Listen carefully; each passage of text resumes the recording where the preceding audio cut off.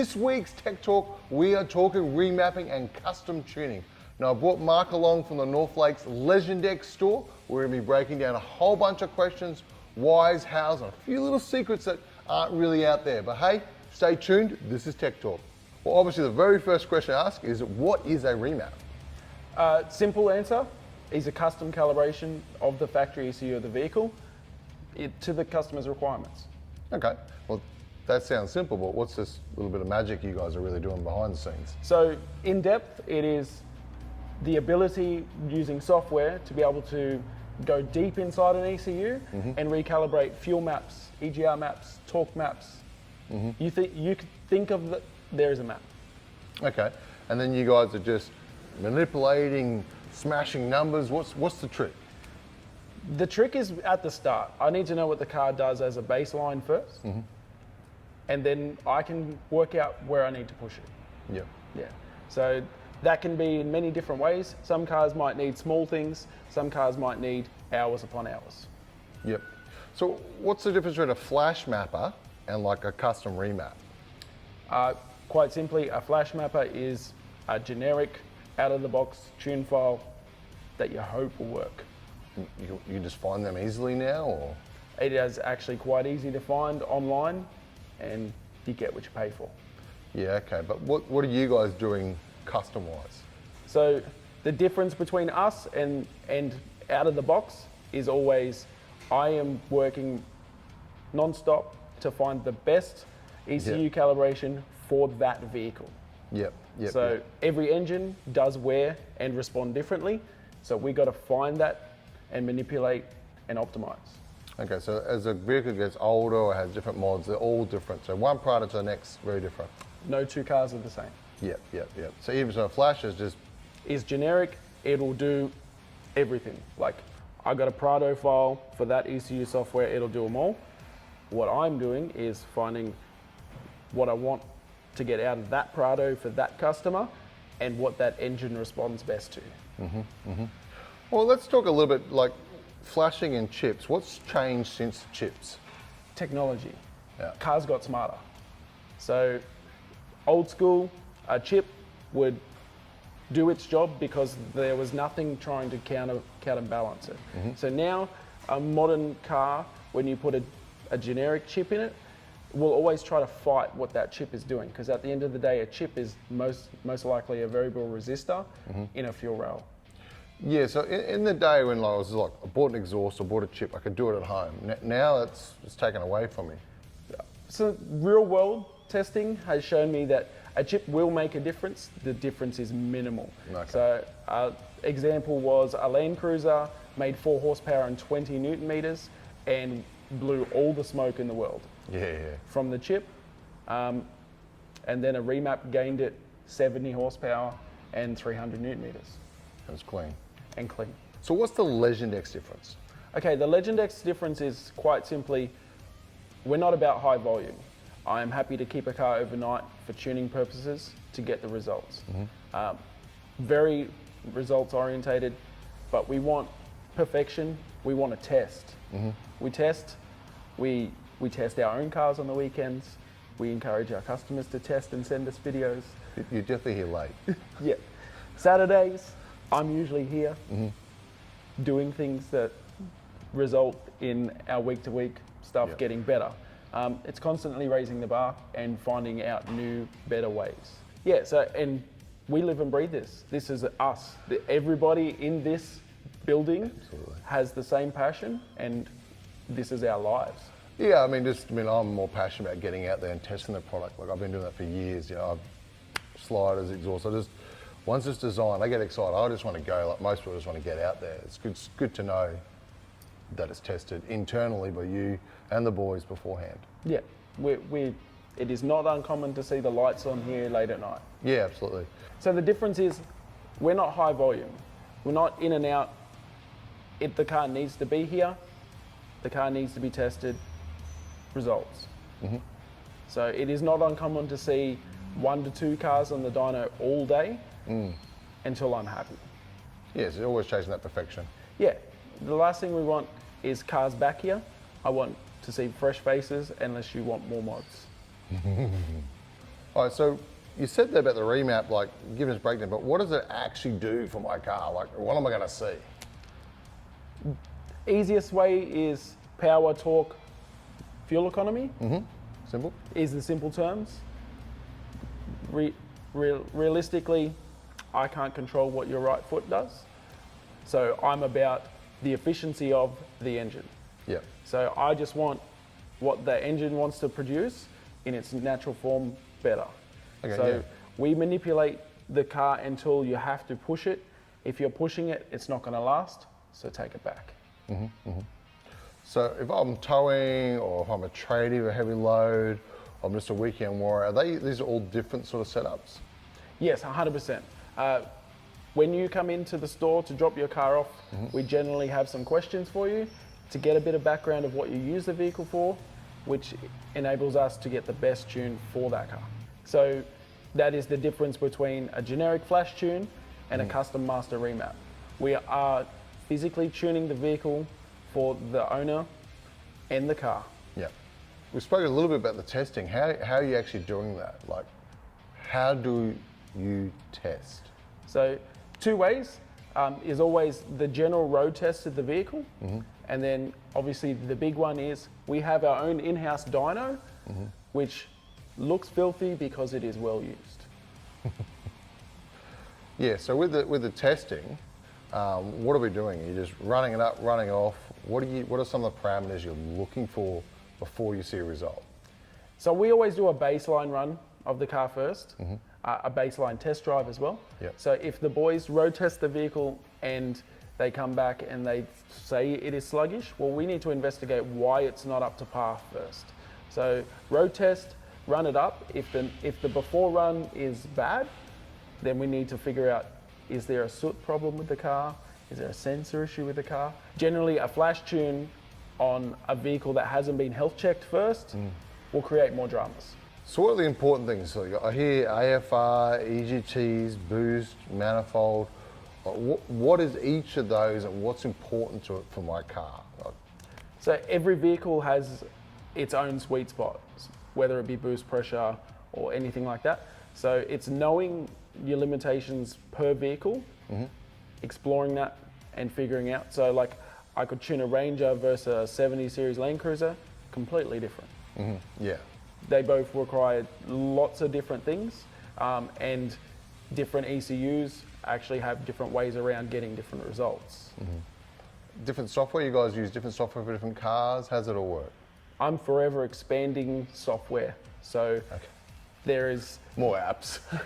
It is very much similar. So what we're finding as things adapt and things evolve is there's certain softwares that do certain things.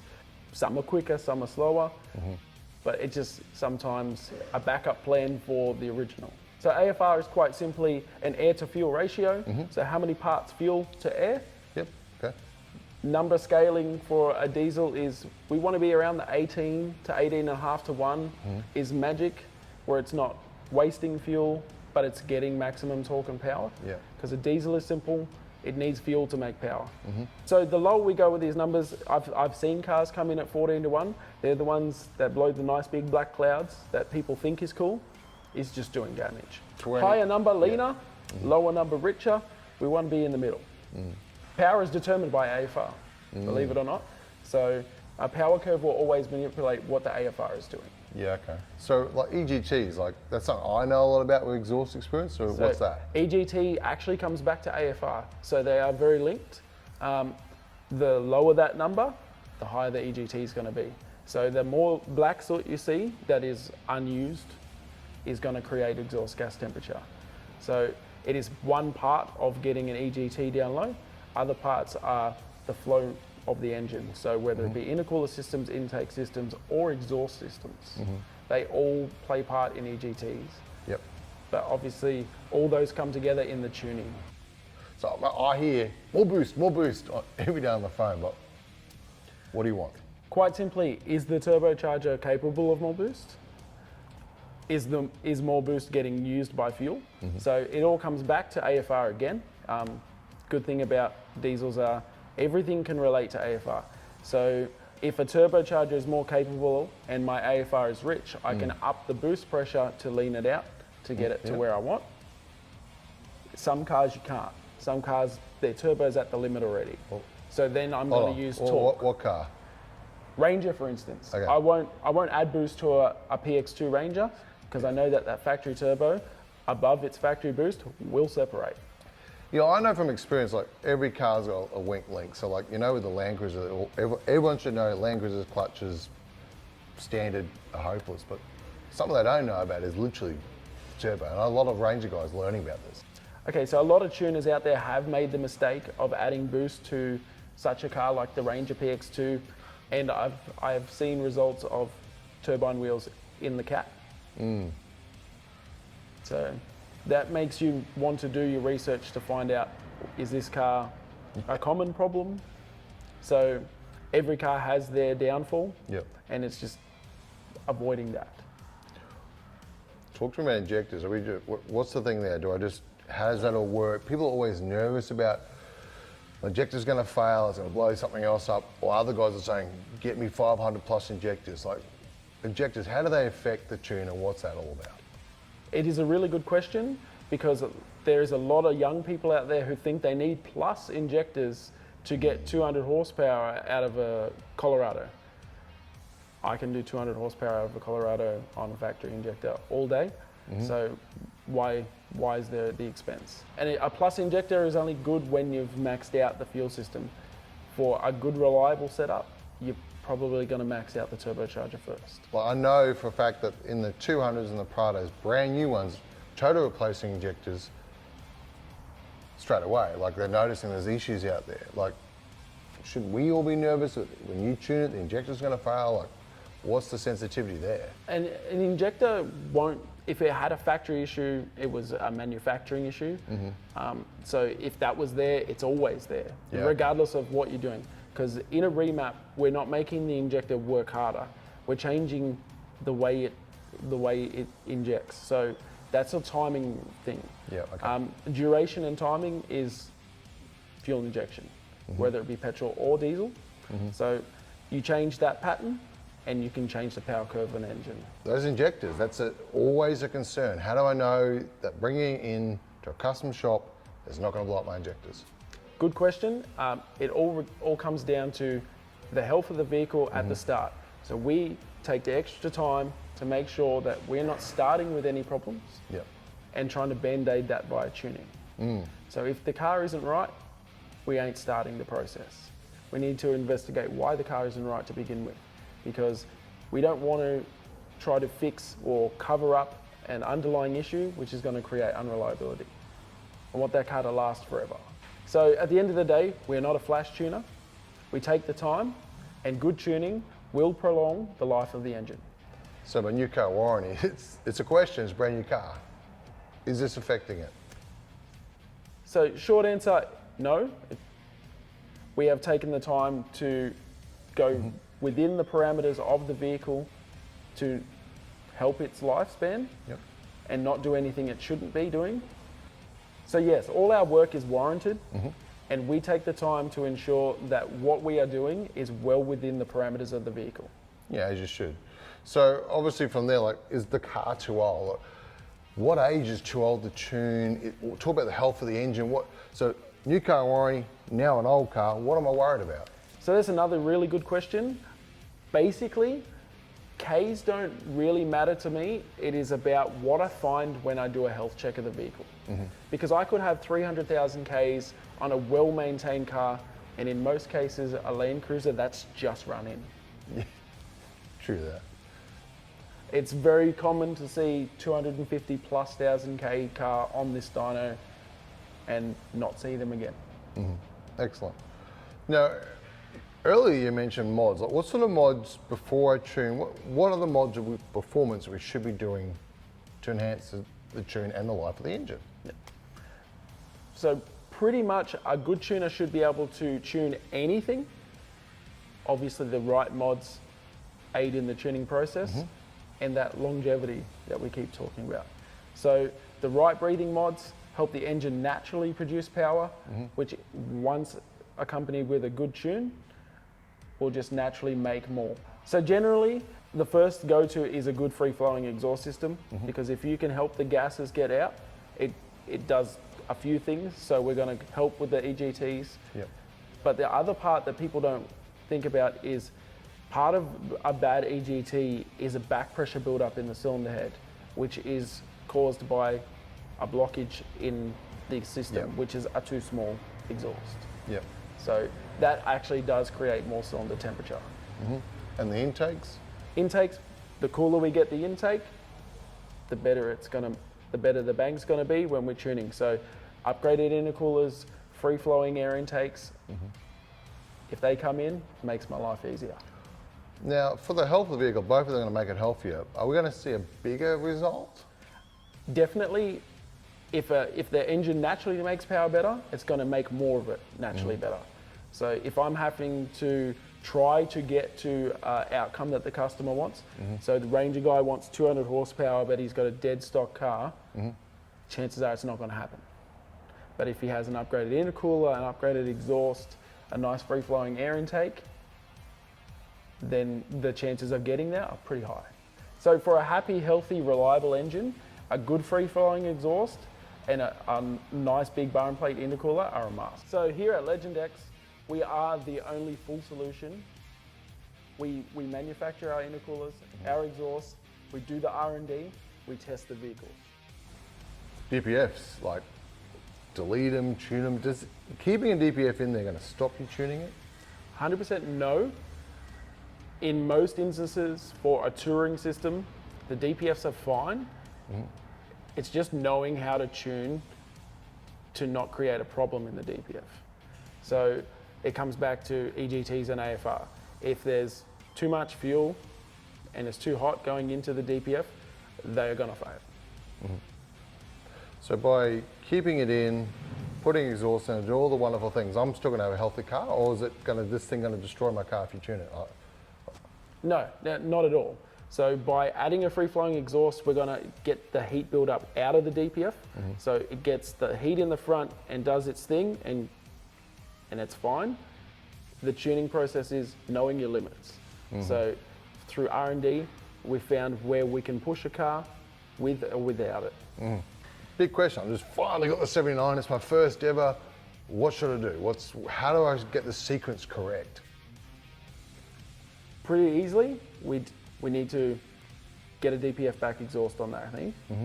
We need to upgrade the intercooler, most of all the clutch. Has to have a clutch in it. And then once we've got those things, we can start the tuning process. Other things to bear in mind are a catch can. It's a new car, get that on there because that's gonna help with the longevity. If we're touring, might as well do a nice pre-filter as well. Yep. So that is a must starter package. Okay, well, give us some final tips, mate. What do you want to tell us? Quite simply, first thing is do your research. Does the place have the equipment to do the job? Do they get the results that you're after? Have you spoken to the team and do they make you feel comfortable? Yeah. Because they're my three big things. But keep an eye on social media. Every modern shop is active on social media. Us, for instance, daily results. I want people to see that what we're doing here is real.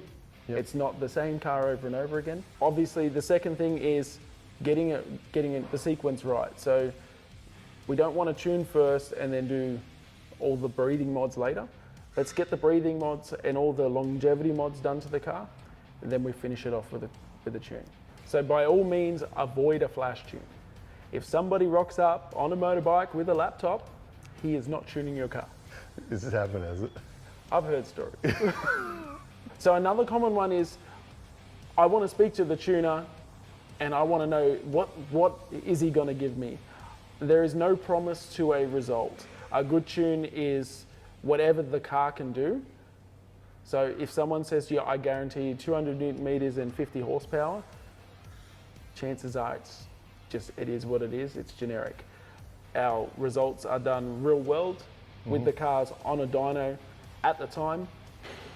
There is things you can see on a dynograph that prove that the car has gone through a process and is date stamped. it's not a result. Talk to me, what are we looking at? I mean, what is all the stuff that this is just basically telling us? Exactly that. The dyno is a tool only.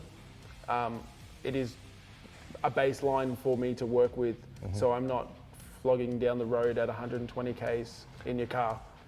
So this is an example of a Land Cruiser. So baseline is torque and power. So as bad as it looks, that is a very healthy Land Cruiser to start with. So it's just a poor result when it came in. Yep, that's how they are. Typically, like a factory tuned car is like a flash map, a very safe version of said. It is one size fits all. It's an ECU software to do with 10,000 engines that war indifferently. So that's a pretty average result. So now what I'm gonna do, going off this, is find where the engine's sweet spot is. So in this case, this car easily made another 70 horsepower. So it's gained another 300 newton meters of torque as well. That is just from finding where that engine wants to operate naturally at its best point. So are we within the safeties or just push away the factory safety settings? All factory safety settings are still in this vehicle, as are all good quality remaps. We don't turn things off. If we are increasing boost a little bit, we will raise the boost pressure limiter a little bit so it doesn't do an overboost code. But by all means, everything works as factory. So if you were in real world conditions, a component was to fail, the car will react exactly as it would have out of the factory. So if it blew a cooler pipe off, it'll throw an underboost code. If something became unrestricted and it made too much boost pressure, it will tell you it made too much boost pressure and go into limp mode. So the car still works as it did from the factory. So from a warranty perspective, you're tuning it within the safeties so we know. 100%. We're not turning things off to get a number. Everything is within the safety limits of this car. That's why a factory ECU remapped is the best option. Well, that's remapping 101 pretty much. So thanks, mate, for just breaking that down in a simple layman's terms. I mean, there's a lot more technical stuff and there's a lot of results out there. So guys, if you've got questions in the comments, put them below. We're gonna answer them as quick as we can. Give us a call, chat with Mark and the team here to answer all your questions. So remapping isn't complicated, it doesn't have to be. It can be done correctly, safe and healthily. So guys, thank you for watching. That's remapping. This is Tech Talk.